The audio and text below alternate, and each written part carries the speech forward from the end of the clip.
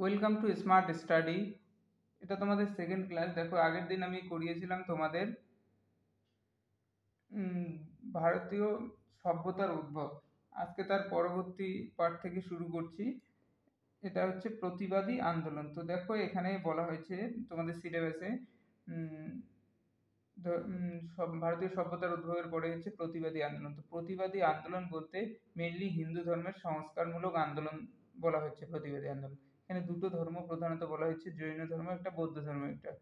তো জৈন ধর্মের ক্ষেত্রে কত খ্রিস্টাব্দে জৈন ধর্ম শুরু হয় সেটাকে হচ্ছে 600 খ্রিস্টপূর্বাব্দ, বিসি মানে বিফোর খ্রিস্ট, মানে যীশু খ্রিস্টের জন্ম 600 বছর আগে জৈন ধর্ম পৃথিবীতে আসে। তো জৈন ধর্মের যিনি প্রচার করেন তাদেরকে বলা হয় তীর্থঙ্কর। তীর্থঙ্কর বলতে গুরুকে বলা হচ্ছে তীর্থঙ্কর। তো জৈন ধর্মের টোটাল গুরুর সংখ্যা ছিল 24 জন। 24 জনের মধ্যে 3 জনের নাম তোমাদের মনে রাখতে হবে। এই 3 জনের নামই গুরুত্বপূর্ণ। এই জন্য প্রথম যেহেতু যে কোনো জিনিস কেউ আবিষ্কার করুক, ধর্ম প্রচার করুক বা কোনো আন্দোলনে যুক্ত, যিনি প্রথম ব্যক্তি তার নাম সবসময় আমাদের মনে রাখতে হবে।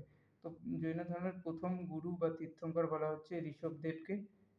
এবং 23তম তীর্থঙ্কর, বাকি 21 জনের তোমার প্রয়োজন নেই তোমাদের।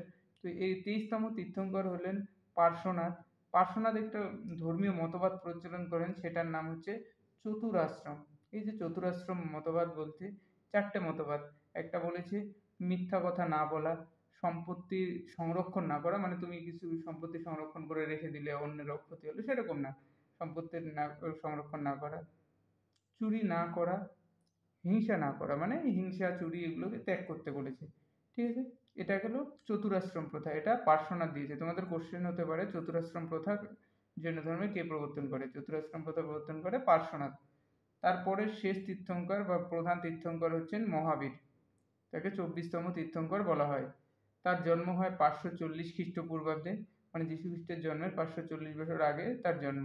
স্থান কোথায়? বৈশালীর উপকণ্ঠে, যেটাকে বলা হচ্ছে বৈশালী জেলার কুন্দগ্রাম তার জন্ম হয়। বর্তমানে কোথায়? বিহারের মুজফ্ফরপুর জেলার বাসার গ্রাম। এই কুন্দগ্রামটা বর্তমানে কোথায়? বিহারের মুজফ্ফরপুর জেলার বাসার গ্রামে অবস্থিত। এই নামটা তোমাকে মনে রাখতে হবে। ঠিক আছে। আর যে গুরুত্বপূর্ণ হচ্ছে তার জৈন ধর্মের যে শেষ তীর্থঙ্কর মহাবীর, মহাবীরের পিতা হচ্ছে সিদ্ধার্থ। তাহলে মহাবীরের পিতা হচ্ছে সিদ্ধার্থ, মাতা ত্রিশলা, স্ত্রী যশোদা।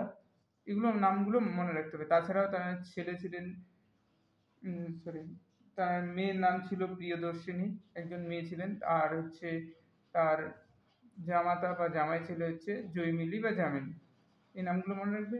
বিহারের পাবানগরীতে 72 বছর বয়সে তিনি দেহত্যাগ করেন। এদেরকে মৃত্যুর কথা বলা হয় না, মৃত্যুবরণের কথা বলা হয় না, এদেরকে দেহত্যাগ করা হয়।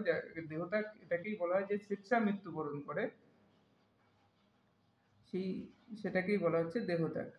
কত খ্রিস্টাব্দে? 468 খ্রিস্টপূর্বাব্দে। এই এটাকে তোমাদের মনে রাখতে হবে। ঠিক আছে। তো মহাবীরের দেখো, আমাদের প্রথম কথা হচ্ছে এদের দুটো উপদেশ বাণী এগুলো প্রচারের জন্য কি হয়, সঙ্গীত বলা হয়, যেগুলোকে জৈন সঙ্গীত,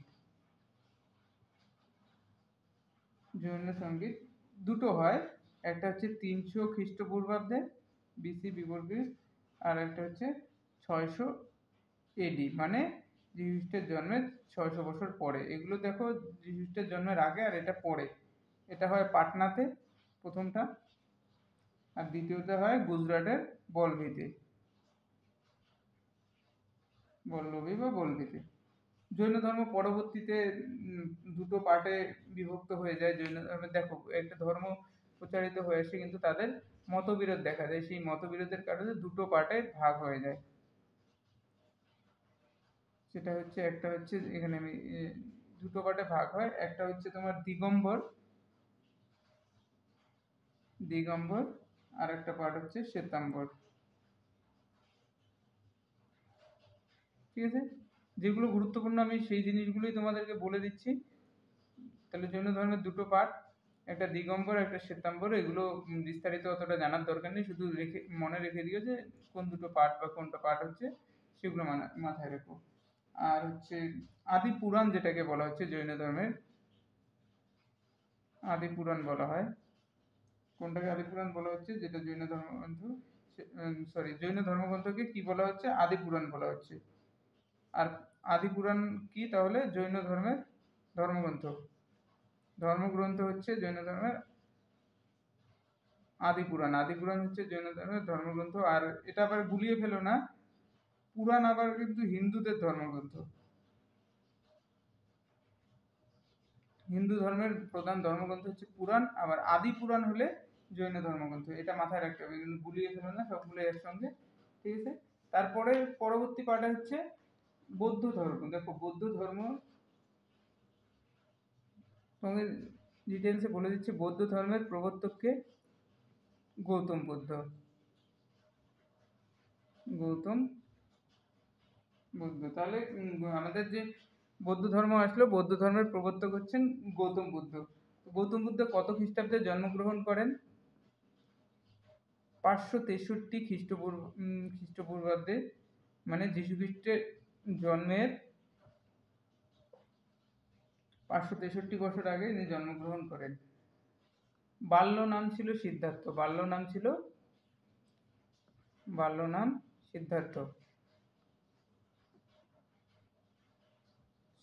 বাল্য নাম ছিল সিদ্ধার্থ, ঠিক আছে?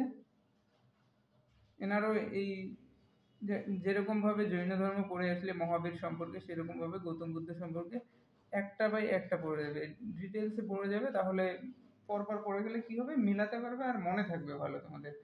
পিতা লেখো, পিতা কে ছিলেন, মাতা কে ছিলেন, স্ত্রী কে ছিলেন, এইভাবে তোমাদের সিরিয়াল বাই সিরিয়াল পড়বে, তাহলে কি হবে, মনে থাকবে। পিতা ছিলেন শুদ্ধোধন, মাতা ছিলেন মহামায়া, স্ত্রী ছিলেন যশোধারা, ঠিক আছে? এ মিলিয়ে নাও। আর ছেলে, এনার একজন ছেলে ছিলেন রাহুল নাম ছিল।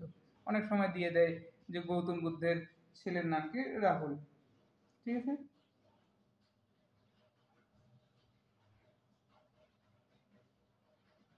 তারপরে এর জন্ম বৃত্তান্ত শুনতে হবে। গৌতম বুদ্ধ নেপালের তরাই অঞ্চলে কপিলাবস্তু শহরে লুম্বিনী উদ্যানে এক শাক্য বংশে জন্মগ্রহণ করেন। সেটা ছিল বৈশাখী পূর্ণিমা তিথিতে জন্মগ্রহণ করেন, ঠিক আছে? উম, দেখো মহাবীর সম্পর্কে, গৌতম বুদ্ধ সম্পর্কে বলে রাখি যে 4টা ঘটনা ঘটেছে বড় বড় এর জীবনে। 4টাই হচ্ছে পূর্ণিমা তিথিতে, আসে কিন্তু অনেক সময় পূর্ণিমা তিথিতে। পূর্ণিমা তিথি, পূর্ণিমা তিথিতে 4টা ঘটনা ঘটে। প্রথম হচ্ছে জন্ম বৈশাখী পূর্ণিমা তিথিতে, তার হচ্ছে গৃহত্যাগ, এটাও পূর্ণিমা তিথিতে, জ্ঞান লাভ, এটাও পূর্ণিমা তিথিতে, আর হচ্ছে মৃত্যুবরণ, এটাও পূর্ণিমা তিথিতে। এই 4টে মহান ঘটনা মানে বৌদ্ধ ধর্মের বা গৌতম বুদ্ধের 4টেই পূর্ণিমা তিথিতে হয়। এটা গুরুত্বপূর্ণ, অনেক সময় এটা দিয়ে আসে। তাহলে তার জন্ম আমরা কোথায় ধরবো? লুম্বিনী উদ্যান, লুম্বিনী, লুম্বিনী ধরলাম। তপস্যা কোথায় করেছেন? কারণ গৌতম বুদ্ধ সম্পর্কে এগুলো গুরুত্বপূর্ণ দিয়ে দেয় অনেক সময়। বোধগয়ায়, বোধগয়ায় বা বুদ্ধগয়ায়। কোন নদীর তীরে? নৈরঞ্জনা নদীর তীরে, অনেক সময় দিয়ে দেয় নৈরঞ্জনা নদী, বা অনেকে বিহারে ফাল্গু নদী বলে পরিচিত। নৈরঞ্জনা নদী। তাহলে কোন নদীর তীরে জ্ঞান লাভ করেন বা তপস্যা করেন? সেটা হচ্ছে বোধগয়া নৈরঞ্জনা নদীতে। জ্ঞান লাভও তিনি করেন বৈশাখী পূর্ণিমা তিথিতে। কোন গাছের নিচে তিনি ধ্যানরত অবস্থায় মানে জ্ঞান লাভ করেন? সেটা হচ্ছে বট গাছের নিচে,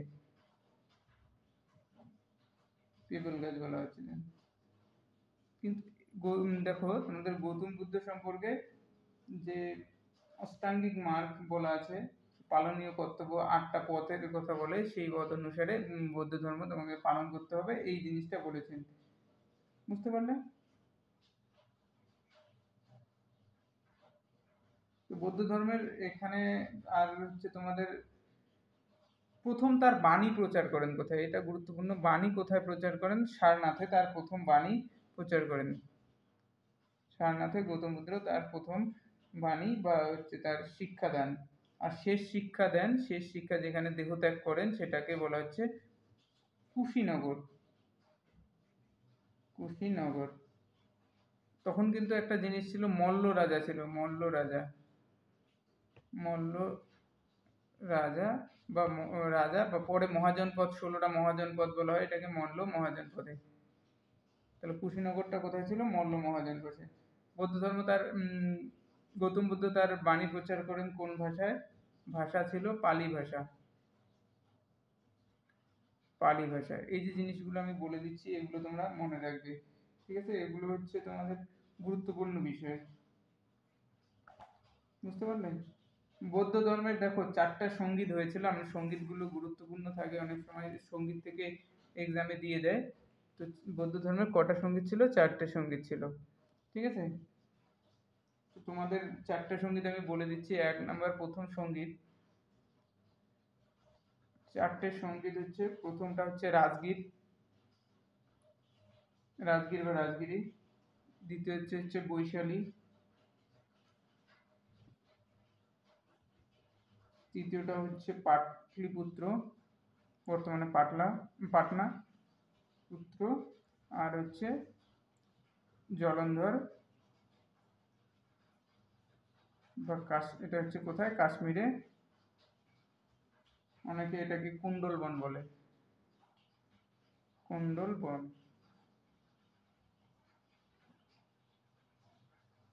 বুঝতে পারলে? তাহলে 4টা বৌদ্ধ সঙ্গীত হয়। এটার দেখো তোমাদের তারিখগুলো মনে রাখার গুরুত্বপূর্ণ বৌদ্ধ সম্পর্কে, এখান থেকে তোমাদের কোশ্চেন আসেই। 483 বিসি বিফোর খ্রিস্টপূর্বাব্দ, 383 বিসি, 255 বিসি, আর ফার্স্ট এডি মানে প্রথম খ্রিস্টাব্দ। এই যে 4টে সময় হয়েছিল। তো তোমাদের এখান থেকে প্রথম বৌদ্ধ সঙ্গীত কোথায় হয়? রাজগীর, 483 খ্রিস্টপূর্বাব্দে। দ্বিতীয় হচ্ছে বৈশালীতে, 383 খ্রিস্টপূর্বাব্দে। তৃতীয় হচ্ছে পাটলিপুত্র, 255 খ্রিস্টপূর্বাব্দে। শেষটা জলন্ধর বা কুণ্ডলবন, কাশ্মীরের প্রথম খ্রিস্টাব্দে। তোমাদের এখান থেকে এইভাবে পড়ে দিবে। প্রথম কার সময় হয়েছিল, মানে কোন রাজা ছিল, কোন রাজার আমলে হয়েছে এটা মনে রেখো। প্রথম হচ্ছে আজাতশত্রু, আজাতশত্রু, কালাশোক, কালাশোক। তৃতীয়টা বৌদ্ধ সঙ্গীত হচ্ছে অশোকের সময়, অশোক। চতুর্থটা হচ্ছে কনিষ্ক। দেখো এখানে আজাতশত্রু, কালাশোক, অশোক, কনিষ্ক। কনিষ্ককে দ্বিতীয় অশোক বলা হয়, দ্বিতীয় অশোক। তাহলে একটা জিনিস দেখো তোমাদের পড়ার সময় সুন্দর করে মনে থাকবে, অশোক, কালাশোক, আজাতশত্রু, অশোক, কালাশোক, অশোক, কনিষ্ক বা দ্বিতীয় অশোক, এইভাবে পড়বে। আজাতশত্রু, কালাশোক, অশোক, দ্বিতীয় অশোক। এটা হলো বৌদ্ধ ধর্ম, ঠিক আছে? আজকে ইতিহাসের এতটুকুই থাক। আর হচ্ছে তোমাদের যে জিওগ্রাফির কিছু পার্ট আমি তোমাদেরকে পড়িয়ে দিচ্ছি। দেখো এখানে দেখো, আমি আগের দিন যা পড়িয়েছি, যে ভারতের প্রতিবেশী রাজ্যসমূহ, আজকে শুধু আমি তোমাদেরকে পড়াচ্ছি ভারতের যে রাজ্য যেগুলো আছে সেই রাজ্য, আর হচ্ছে ভারতের কেন্দ্রশাসিত অঞ্চল সম্পর্কে কিছু তোমাদেরকে আমি ধারণা দিয়ে দিচ্ছি, যে ভারতের রাজ্য বা কেন্দ্রশাসিত অঞ্চল। দেখো প্রথম হচ্ছে ভারতের বৃহত্তম রাজ্য, এই জিনিসগুলো আছে। বৃহত্তম রাজ্য কি হচ্ছে? রাজস্থান। ক্ষুদ্রতম রাজ্য,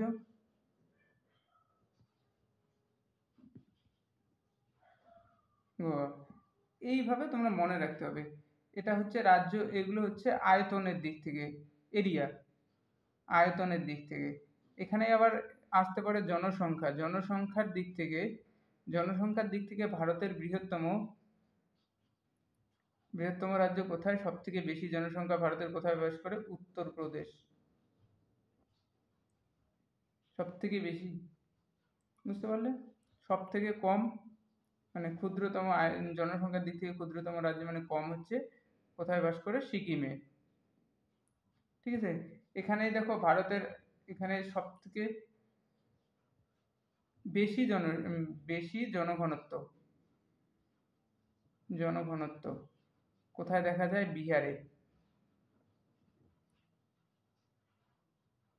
ঠিক আছে, জনঘনত্বটা মাথায় রাখবে, আসে অনেক সময়।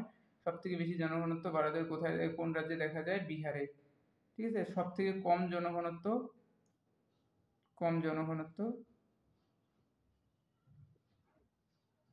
অরুণাচল প্রদেশ। অরুণাচল প্রদেশ। ঠিক আছে, কতজন দেখা যাচ্ছে? 17 জন পার স্কোয়ার কিলোমিটার। এটা তোমাদেরকে মাথায় রাখতে হবে, কতজন পার স্কোয়ার কিলোমিটার? 17 জন পার স্কোয়ার কিলোমিটার। বিহারেরটা হচ্ছে 1102 জন পার স্কোয়ার কিলোমিটারে। ঠিক আছে, প্রত্যেক পার স্কোয়ার কিলোমিটার এতজন করে লোক বসবাস করছে। এটা গেল তোমাদের রাজ্যের ক্ষেত্রে। ঠিক আছে, এখানে দেখো এর পরবর্তীতে আরো আমি তোমাদেরকে ডিটেলসে বলে দেবো কোনটা এডুকেশন, যখন তোমাদের পড়াবো যে এডুকেশনের দিক থেকে কোনটা আগে কোনটা পিছিয়ে, সেগুলো বলে দেবো আমি, অসুবিধা নেই, তোমরা এইটুকু রেখে দাও। আর হচ্ছে তোমাদের এখান থেকে ইউনিয়ন টেরিটরির মধ্যে দেখো সব থেকে বৃহত্তম কে? মানে তোমার ইউনিয়ন টেরিটরির মধ্যে বৃহত্তম হচ্ছে আন্দামান নিকোবর দ্বীপপুঞ্জ। আন্দামান নিকোবর দ্বীপপুঞ্জ, এটা হচ্ছে সব থেকে বৃহত্তম। সব থেকে ছোট হচ্ছে লাক্ষাদ্বীপ। লাক্ষাদ্বীপ। আর বৃহত্তম আমাদের রাজধানী অঞ্চল বলা হচ্ছে, বৃহত্তম রাজধানী অঞ্চল হচ্ছে দিল্লি। দিল্লি হচ্ছে বৃহত্তম রাজধানী অঞ্চল আমাদের, বলা হচ্ছে। সব থেকে বেশি লোক এখানে বসবাস করে, ইউনিয়ন টেরিটরির মধ্যে সব থেকে বেশি লোক রাজধানী অঞ্চল দিল্লিতে সব থেকে বেশি লোক বসবাস করে। ঠিক আছে, এটা মাথায় রাখতে হবে তোমাদের। আর হচ্ছে একটা জিনিস তোমাদের এখানে বলে দিই এটার সঙ্গে, যে আমাদের যে প্রথম যে এই যে রাজ্যগুলো হয় স্বাধীনতার পরবর্তী সময়ে যে রাজ্য পুনর্গঠন হয়, সেই পুনর্গঠনের কিছু নিয়ম অনুসারে মাপা হয়। তো প্রথম মানে কোন এলাকাকে রাজ্য বা জেলা, এই যে ভাগগুলো করা হচ্ছে, এগুলো রাজ্য পুনর্গঠন আইন বলা হচ্ছে, সেই আইন অনুসারে করা হয়। তো প্রথম রাজ্য পুনর্গঠনের ভিত্তিতে যে রাজ্য হয়, ভাষার ভিত্তিতে প্রথম রাজ্য পুনর্গঠন করা হয়, ভাষার ভিত্তিতে। এটা কথা মাথায় রাখবে, যে কোশ্চেন আসে যে কিসের ভিত্তিতে প্রথম রাজ্য পুনর্গঠন করা হয়। প্রথম হচ্ছে রাজ্য পুনর্গঠন করা হয় ভাষার ভিত্তিতে। তো ভাষার ভিত্তিতে প্রথম কোন রাজ্য গড়ে ওঠে? সেটা হচ্ছে অন্ধ্রপ্রদেশ। এটা মনে রাখবে যে ভাষার ভিত্তিতে প্রথম ভারতীয় রাজ্য হচ্ছে অন্ধ্রপ্রদেশ। ঠিক আছে, এটা মনে রাখবে। তোমাদের দেখো এখান থেকে আমি বলে দিলাম যে আয়তনের দিক থেকে বৃহত্তম রাজ্য রাজস্থান, ক্ষুদ্রতম রাজ্য গোয়া। জনসংখ্যার দিক থেকে বৃহত্তম উত্তরপ্রদেশ, ক্ষুদ্রতম সিকিম। ঠিক আছে, বেশি জনঘনত্ব হচ্ছে বিহারে 1102 জন। কম জনঘনত্ব অরুণাচল প্রদেশ, 17 জন পার স্কোয়ার কিলোমিটার। কিমি। ইউনিয়ন টেরিটরি বৃহত্তম আন্দামান নিকোবর দ্বীপপুঞ্জ। ঠিক আছে, ক্ষুদ্রতম হচ্ছে লাক্ষাদ্বীপ। দিল্লিতে সবচেয়ে বেশি জনঘনত্ব দেখা যায়, আর সব থেকে বেশি লোক বসবাস করে, এটাকে ক্যাপিটাল টেরিটরি বলে বা রাজধানী অঞ্চল বলে। ঠিক আছে, ভারতের প্রথম রাজ্য পুনর্গঠন আইন করা হয় ভাষার ভিত্তিতে, সেই ভাষার ভিত্তিতে প্রথম রাজ্য গঠিত হয় অন্ধ্রপ্রদেশ। ঠিক আছে, এতটুকুই থাক আজকে। আমি তারপরে আস্তে আস্তে সব করিয়ে দেবো তোমাদেরকে। আর আমার চ্যানেলটাকে ভালো লাগলে সাবস্ক্রাইব করে দিও। Thank you.